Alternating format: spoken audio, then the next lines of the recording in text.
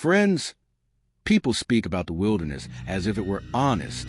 They say the deep woods are purer, untouched, peaceful, a place where the noise of the world finally dies.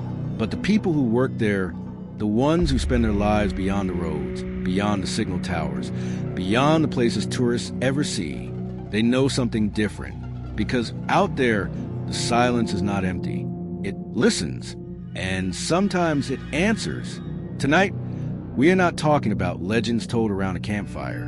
We are talking about the men and women who cut trails through black timber, who watch for fire from lonely towers, who drag the missing out of ravines, who spend weeks in forests so deep that even the maps begin to feel uncertain. Park rangers, loggers, fire lookouts, search teams, people trained to stay calm in places where panic can kill you. And yet, in scattered reports, whispered interviews, and old field notes, a strange pattern appears. Voices where no one should be. Figures standing between the trees for hours without moving. Footprints that begin but never end. Tonight, we step into 5 disturbing stories from deep wood workers. Stories that were never fully explained. Stories that begin in the wilderness and end somewhere much darker. Story 1, The Trail Marker. Ethan Hale had worked as a backcountry ranger in Montana for almost 9 years. He knew the difference between normal forest sounds and the kind that make your skin tighten for no reason. Late in October, just before the first heavy snow, he was sent to check a closed trail near the old burn zone. A hunter had reported seeing fresh orange trail markers nailed to trees in a section of forest that had been abandoned after a wildfire. That made no sense. The department had not maintained that area in years. By late afternoon, Ethan found the first marker, bright orange, new wood, driven deep into a blackened pine trunk.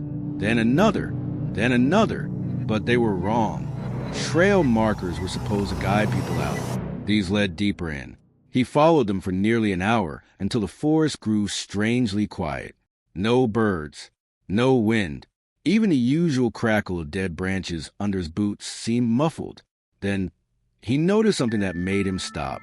Every marker had been nailed at the same height, not at eye level, higher, almost 8 feet up, as if whoever placed them had very long arms, or had not been standing on the ground. Ethan radioed in, but his signal dissolved into static. Then, from somewhere ahead, he heard a voice call his name. Softly, "Ethan." It sounded like his supervisor. The same tired voice, same flat tone. But his supervisor was 40 miles away. Ethan shouted back once. No answer. Then the voice came again.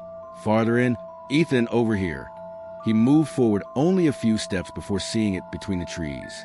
A figure, tall, too tall, standing completely still beside the last orange marker. Its body was thin and dark, almost blending into the trunks around it. Its head was turned slightly to one side. Watching, Ethan raised his flashlight, and in that moment, the figure lifted one arm and slowly tapped the tree beside it. Not with a hand, with something hard, like antler or bone. Then it stepped behind the trunk and vanished. Ethan ran. At sunrise, another ranger found his pack near the trailhead. Inside was Ethan's field notebook, open to one page. Only one sentence had been written across it, over and over until the pen tore through the paper. The markers were leading something out. Ethan resigned 2 days later. He never explained what he saw, but that trail was sealed with steel barricades before winter. No public reason was ever given. Story 2, The Knock on the Ground. Luis Ortega worked on a logging crew in Oregon's coastal range. The camp sat in a clearing surrounded by miles of wet, dark forest and old growth too thick for moonlight to reach the ground. One November night, after 12 hours of cutting and hauling, Luis woke to a sound beneath his bunk. Knock, knock, knock, knock. He sat up, thinking one of the crew was messing with him, but the sound did not come from the floorboards. It came from below the cabin itself, from the dirt. He listened. Again, knock, knock, knock, like a signal. In the morning, he told the others. They laughed it off until one of the older cutters, a man named Daryl, went pale. He asked Luis what pattern he had heard. Luis repeated it. Daryl said nothing after that, just walked outside and smoked in the rain. That evening, Luis followed him and demanded an explanation. Daryl finally told him that years earlier, before the logging road existed, there had been a cave-in at an illegal mining shaft somewhere in those woods. 3 men were buried alive.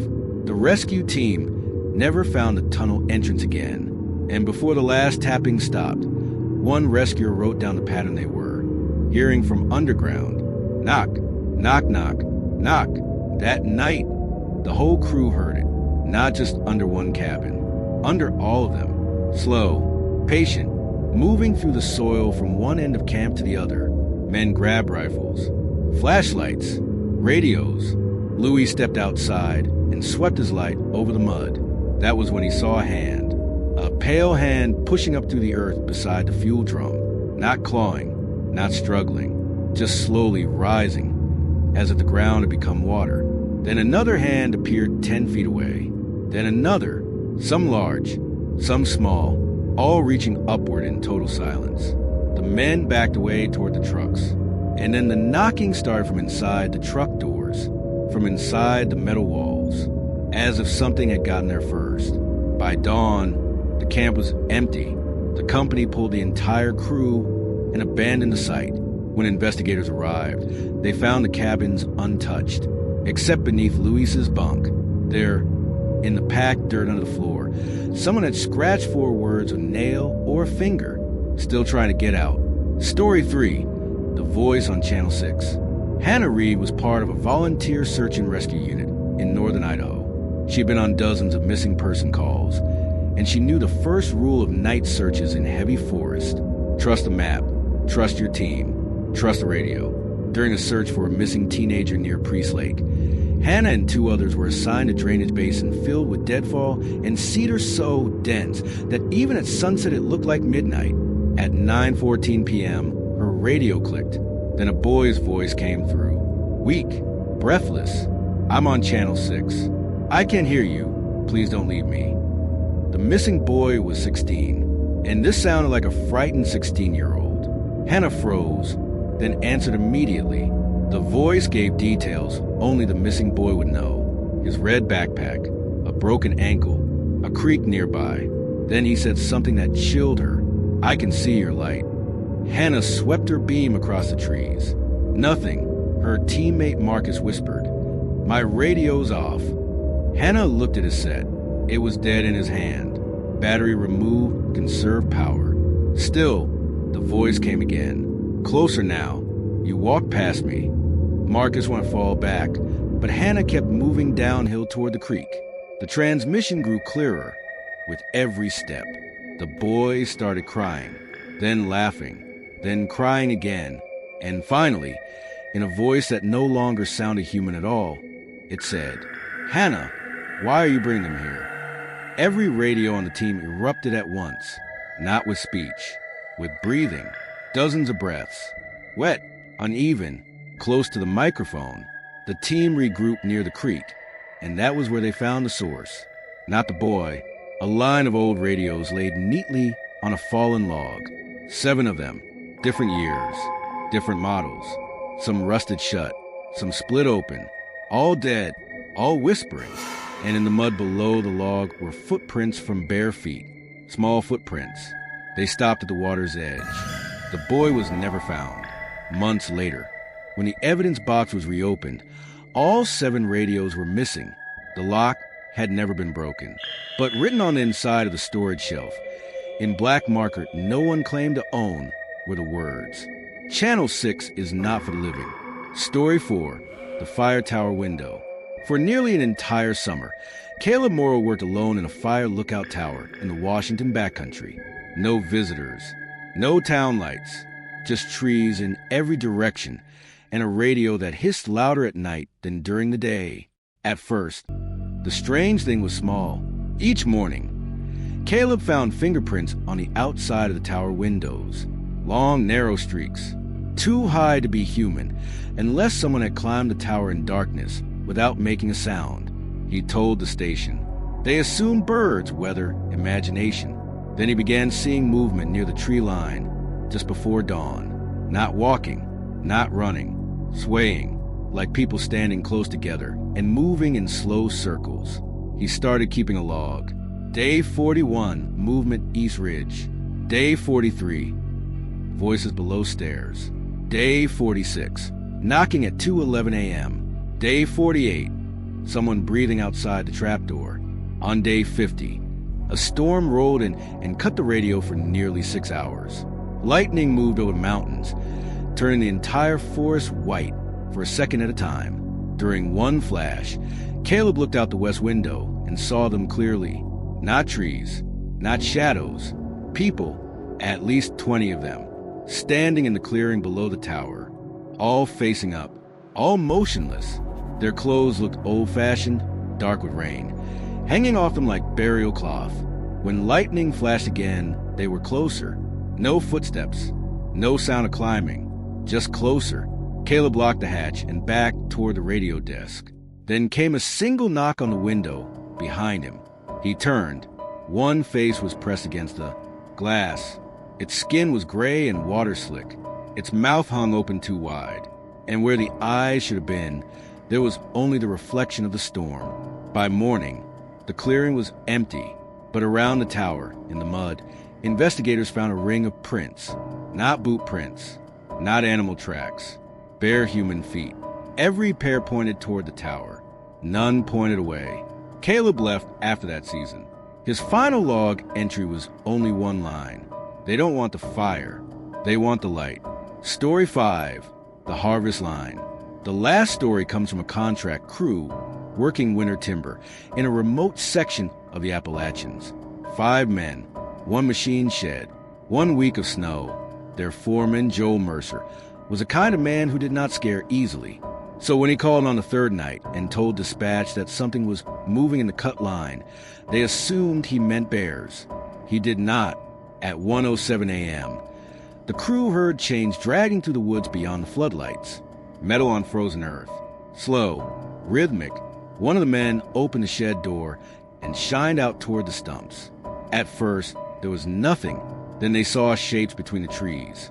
Not approaching. Hanging. Dozens of them.